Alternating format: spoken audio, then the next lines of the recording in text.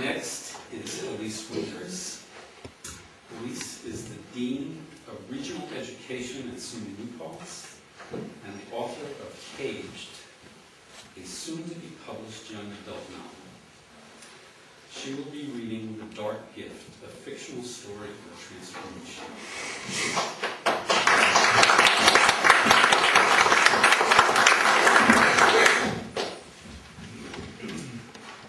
There's a prayer in the Rosh Hashanah service, which is the New Year. And there, in that prayer, there's an interesting line which I have really clung to.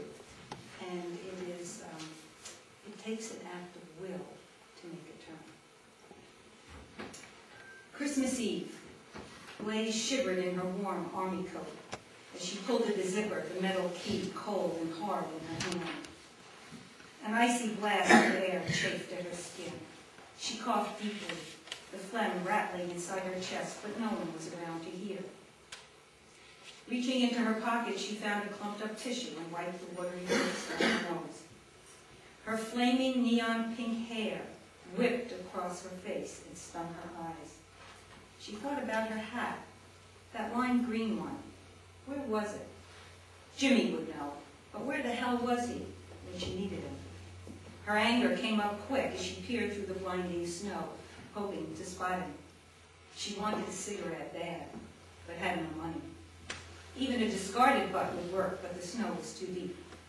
What she wouldn't give for a quick swallow of warm smoke, anything to stop this damn cough.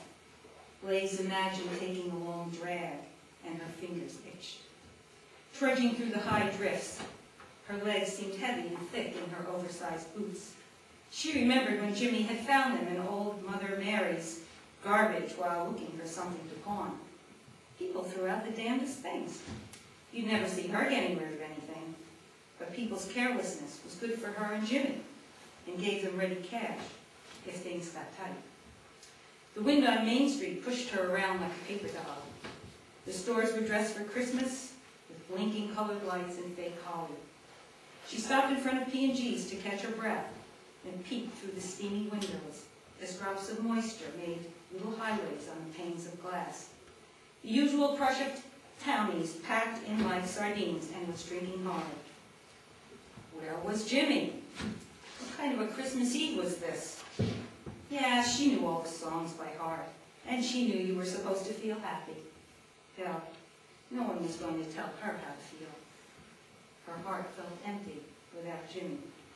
Suddenly, she sneezed so hard that her chest hurt, and it frightened her. She thought she remembered Jimmy telling her to meet up at the bakery, but now his words seemed distant.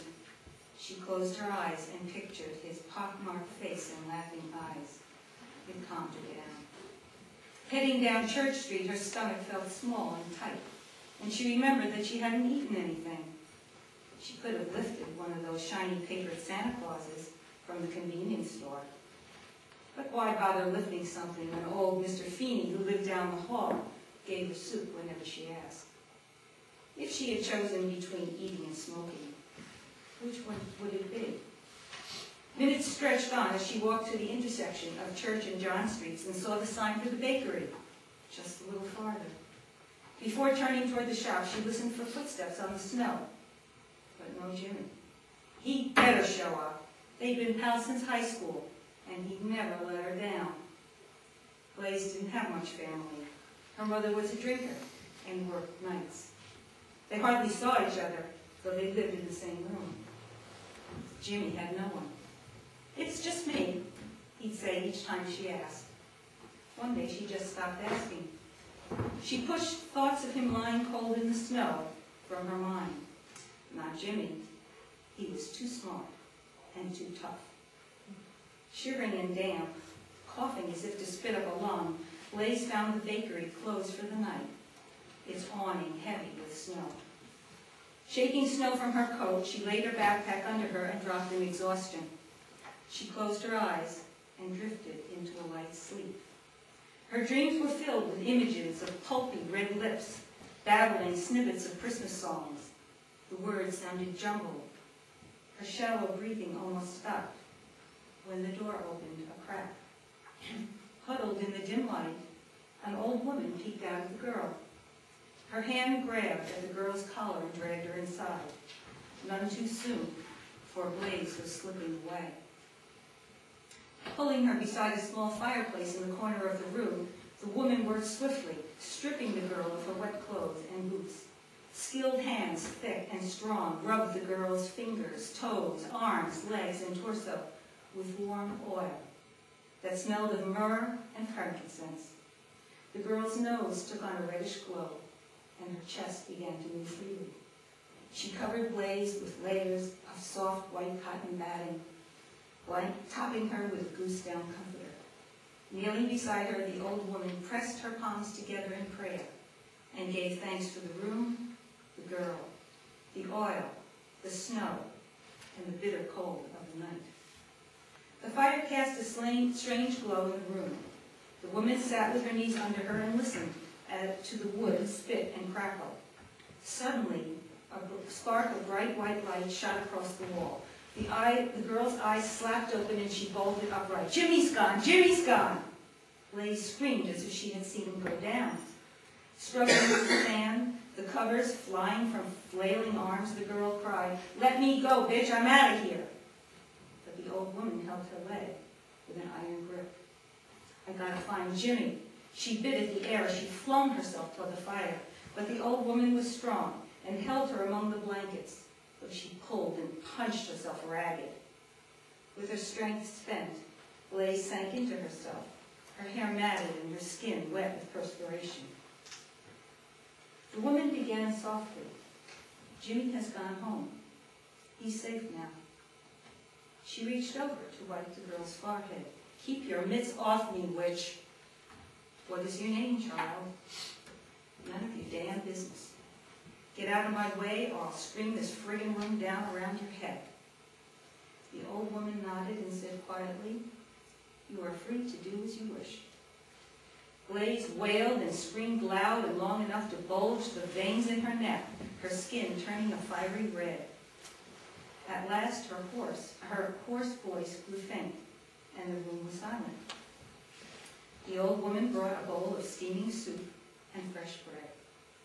The girl stared glassy-eyed at the brightly colored bowl and wondered if in her daze if it was some sick trick to poison her. "It's much better hot," the old woman said, keeping her eyes fixed on Blaze. The girl sat motionless and said nothing. Weakened by the cold, she slumped like a rag doll onto the bed and stared into the night. The wind howled like a wolf searching for its mate. Her anger flared again. "What's your problem, lady? You know, are you some kind of social worker? You can go whenever you like. You're not a prisoner. I ain't afraid of dying. You can die with my blessing. I knew you didn't give a damn. No one does." She fought back her tears. "The soup is much better when it's hot."